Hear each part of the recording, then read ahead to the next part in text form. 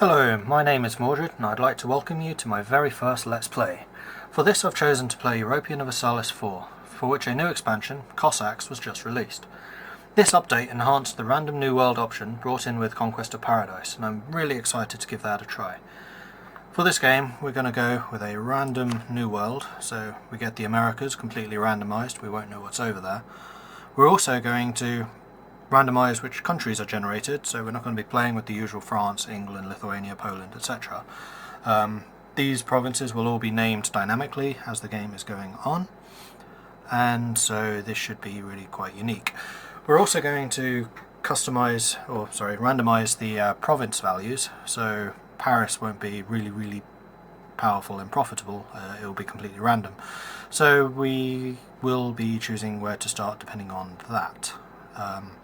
As part of this, we'll also be playing a custom nation, which means that we can design and create our very own nation depending on where we are, so we'll choose the bonuses when we get to that point. I will show you the options we're going to play with to make all this happen. So we're going to randomise the province tax and manpower, we're going to randomly set up the nations, we won't add new nations later, random nations, let's see, we want those to be dynamic, so they are dynamically named. We also want to have a look at the random new world generator. I know there are some options here somewhere. Oh, here we are. As part of this we can choose whether we want fantastical options to appear. So for example, Finland could appear, so that's the Vikings having actually survived in America.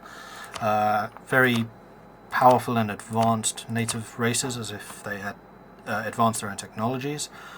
We'll leave this on uncommon, so it might happen, it might not, we don't really know. Okay, let's go ahead and randomise. Right, so I let the generator do its thing, which takes a couple of minutes usually. I didn't really want you to have to sit through that, so here we are now. We are presented with the blank canvas of the world. The Americas over here are obscured, cannot see what's there, otherwise that would, spoil the fun of having a randomly generated new world. And we can start having a look at where we want to start this game. So, custom nation. The first thing we need to do is have a look at different provinces and just take a look at the base tax, the production and the manpower. Ordinarily I like playing coastal nations. I've played quite a few games here in Italy.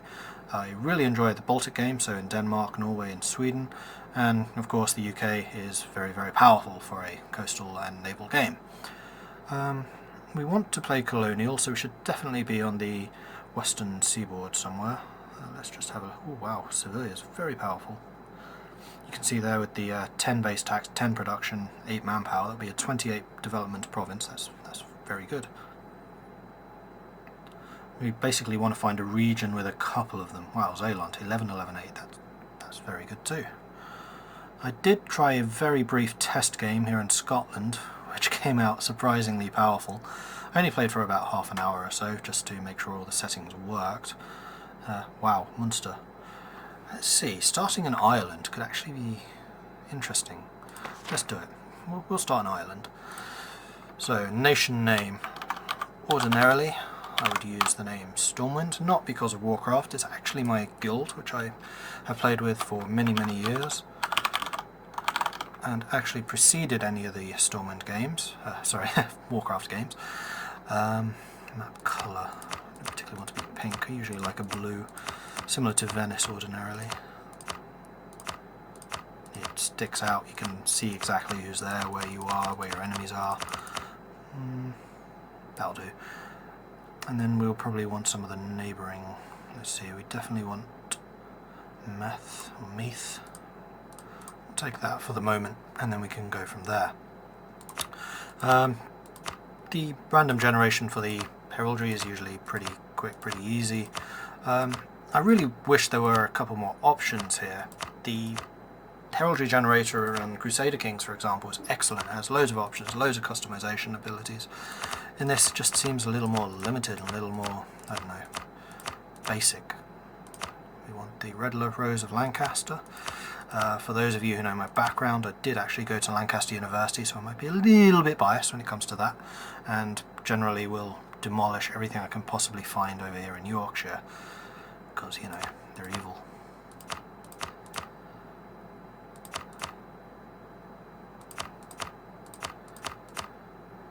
White, blue, red. No, we don't want white.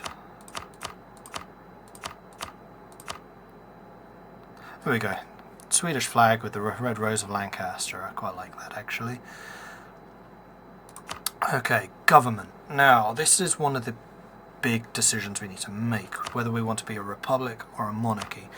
The general advantage of the monarchies is their armies tend to be better. They have numerous bonuses to military, particularly the absolute monarchy, which is one of my favourites, which gives you a discipline bonus, so your armies become really quite powerful. On the other hand, a republic is usually more economically strong and usually the better option for naval power, and we being an island will definitely be a naval power. The other advantage of a republic is you can choose precisely which monarch points you want. So if you're low on diplomatic points, or if you're low on administrative, etc., you can choose which of those you want to focus on. On the other hand, monarchies tend to have more points in general, but not always. That is, of course, the problem. So in the vanilla game, playing as England, you start with a 000 king. He's terrible. I think I'm going to play as a republic. Now, do I want to be a merchant republic? It does cost more points. It does give you more caravan power and an extra merchant, so you can start spreading trade more easily. Or just go as an ordinary republic. I think I'm going to go as an ordinary republic just because it costs less. My name, of course, is Mordred, and I am in charge of my own country. Yeah, we can be Irish, we can be Catholic. Now, one of the interesting things you can do with a custom nation designer is choose any religion in the world. I played one game where I was playing as the Norse, so basically the entire Christian world hated me from the start. I did another game as Mediterranean islands over here as Shinto, so we're actually Japanese. Again, diplomatically you couldn't get much done, but it does have its own charm. I like the Reformation gameplay in this game, so I will be sticking with Catholic, and then we will possibly stay Catholic or switch to Reformed or Protestant later on, depending on how things happen. We'll start as a republic. I think that's the ducal form. Will cost the least, so up here we can see the number of points. Yeah, we're just a republic. Okay, and now this is the important section, the ideas. Here we can choose what our nation is good at. Like I said, I tend to go for more trading powers, though also being in a very small island, we kind of need that island to be built up if we're expecting to play the colonial game. The reason for that is liberty desire is now a really big thing. So if your colonies grow too big and grow too powerful in comparison to your own nation, they will declare independence. And if they are very big and powerful, they will win, and they will split off from you. So we need to be able to increase the development of our own nation, so increasing development is cheaper. I also tend to like getting cheaper ideas and cheaper technologies. I'm just picking all the ideas here that I want at the moment. I'll then juggle them around later.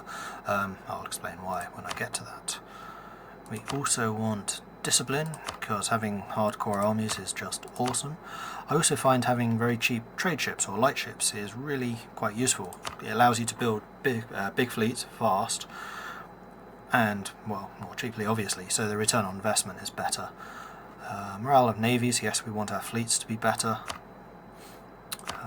What else do we need?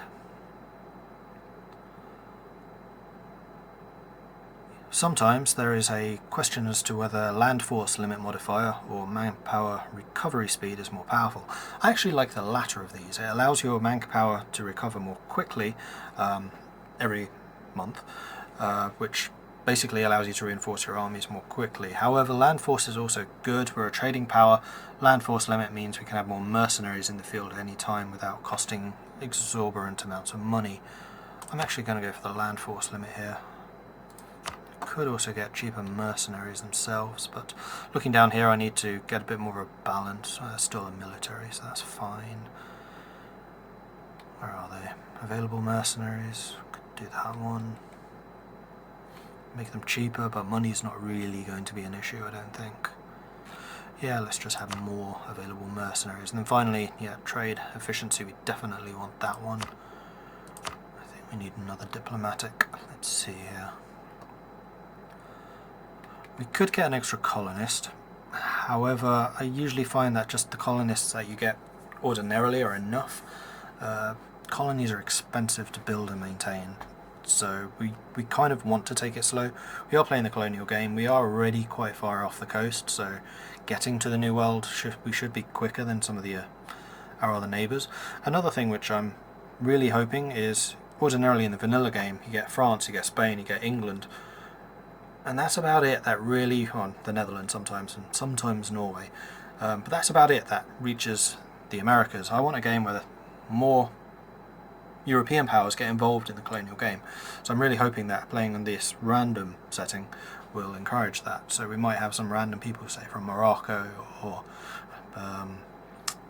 Denmark or other parts of Germany perhaps, and hopefully the countries will be smaller, so rather than just one big blue blob here in France, we'll have several smaller blue blobs which will all send their own colonists over, so we'll have a really interesting colonial game. At least that's what I'm hoping. Okay, oh, naval force limit, of course we want that. We want a really big fleet, because, yeah, we need ships. Now, here's the difficult part. We need to decide precisely where we want to place our ideas. This is important, because the ideas you get early on will cost more. So you do actually want to get your early ideas up early, and then your more expensive ones later, because the cost will then be reduced. So the traditions are the ones you start with, so you really want the ideas which cost the least there. So you can see this one usually costs 5, but that cost is more than doubled because you get it early on. And if I placed one of the more expensive, development is one of the more expensive. So idea cost, I think, well, we don't get ideas very early on, so idea cost could, I guess, go down here. Administrative, where are you? There they are. Light ship cost, I know from experience that one is usually pretty cheap, so we'll put the light ships up here. We won't be building those immediately. The first tier of light ships are fairly weak for their trade power. It's usually after that we can start mass producing them, but it's still a really useful skill to have up there. Right idea. What else do we want? Land force limits probably, so we can get a large military in the early game. That's important because we won't have the trade routes established just yet, so we need to survive. The idea of having the expensive ideas later means that ordinarily we'll be quite weak in the early game, so it will take time to build up, but by the mid-game, late game, we'll be extremely powerful and basically be able to take down anyone who threatens us. We just need to survive until that point. So let's put a few points into this so we can actually see how expensive these things are. I usually do them all to level 2 just because it gives you an idea. So you can see here, development cost, extremely expensive. We do want that one fairly early, otherwise the return is fairly low. And we probably only want that one to be level 1. Base cost was 5, yeah, 8's fine. Probably want trade efficiency here.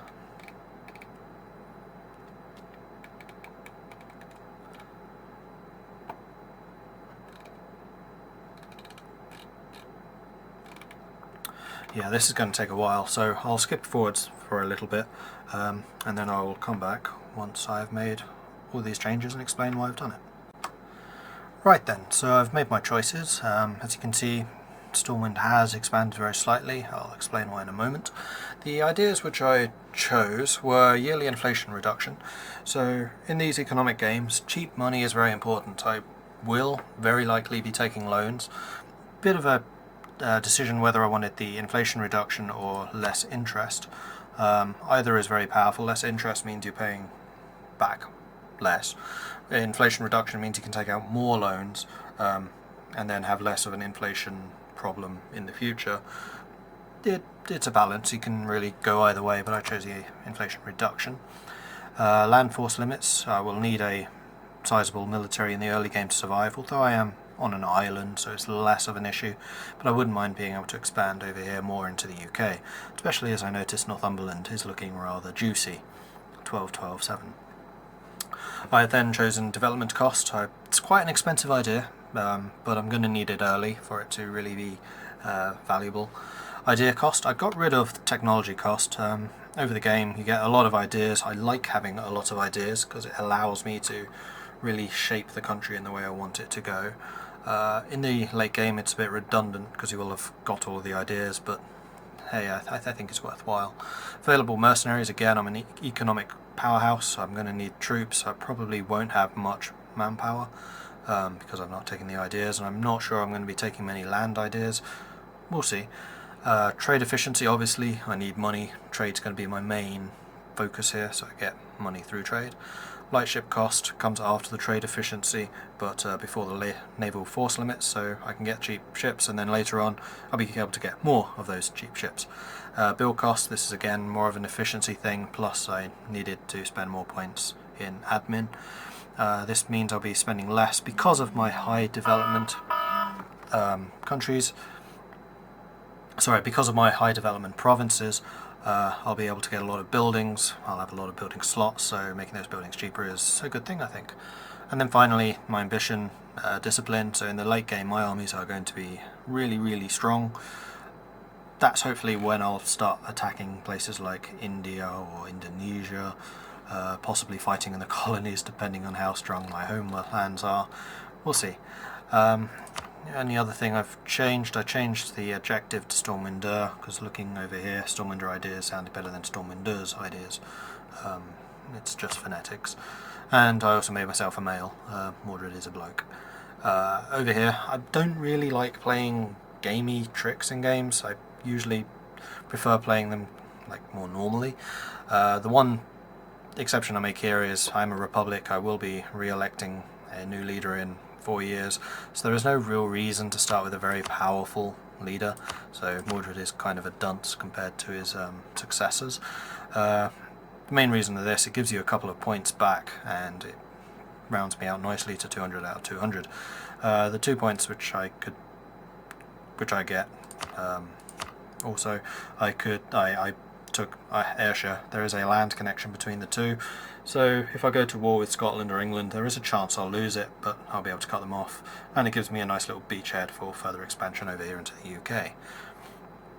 And with that I believe everything is done, so I will see you on the other side when the game's done loading. Okay, so the game has loaded. We can start having a look around us to see who our neighbours are. Who's this? Northumbria. They're going to... They're a bit too big and a bit too close for comfort here. That's going to be causing real problems. Aberdeenshire, a little less worrisome. Wales, Cornwall, that's fine. Thankfully here the big blue blob is split up into smaller blue blobs. That's going to be causing a lot of fighting and struggles over here. Aragon controls much of Iberia. At least it's less united than usually for Castile and Aragon to form Spain. So smaller nations. Germany, the usual messed up mess that it is. Although this Griefswald could be a unifying power. I really hope they're not the Emperor. Who is the Emperor? These guys. Click on it. It doesn't actually tell me who the Emperor is. Just Friedrich. Who is that? Is that you? Want to know. Well, we'll find out soon enough, I'm sure. I'll investigate that for the next episode. We also have Kula over here. Yes, all the way into Norway. Wow. Are they a step forward? No, they're a monarchy. Sweden, Finland. Seeing those names, this is a nice little entry into how the new naming system works. So in previous versions, the dynamic naming would take the name of the capital and then name the entire country there. So over here we have Cumbria. So Northumbria, would be called Cumbria. However, this has added areas and regions, which basically have split the map up. So over here, because Cumbria owns all of Northumbria, it then adopts the area name, and then if they took the whole of this area, it then becomes the regional name. So this would then become Britain. Likewise Scandinavia, Germany, etc. So because Sweden owns. There must be another layer here which is not showing, which is the country name, I guess.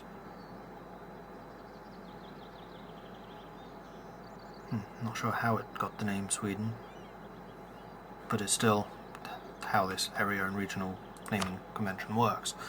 Another aspect of this is if you were to expand your country outside of your ordinary borders, so if it was not a contiguous border, so for example if we took part of Western Norway over here, this would be Western Norwegian Stormwind, or if we took part of Italy, this would be Italian Stormwind or Iberian Stormwind, depending on how much of the land you took. So initially it would be Catalonian Stormwind or Valencian Stormwind, and then if we got enough of that region it would be Stormwind Iberia. Likewise if you go into India or wherever, it's wherever you get a little exclave of your own people, that's what it would be named. How are the hordes looking? Bashkira Steppe Horde. Another change in Cossacks is it's improved the horde mechanics, so the hordes will hopefully be more powerful and actually cause a few more problems for Eastern Europe. There is no united Poland, Lithuania behemoth over here. I have seen them in the past reach all the way over to China. Hopefully that won't happen this time. We'll be seeing a bit more action from the hordes. Yugoslavia could be another major power in this area. Venetia, very likely. I wonder if they're still trade. Nope, they're just a republic. Turkey is a bit more split up, so it won't be a central Ottoman Empire over there. All in all, this is looking quite interesting actually. I'm really pleased to see France and Spain so split up, so hopefully that'll mean more people going over here to the New World for a more interesting colonial game. Unfortunately, to find that out, you'll have to wait until the next episode when we'll start playing this game properly. Thank you for watching. Please do like and subscribe this if you've enjoyed the content. I'm very happy to start this channel. I'd really like it to expand, so any support you can give would be great.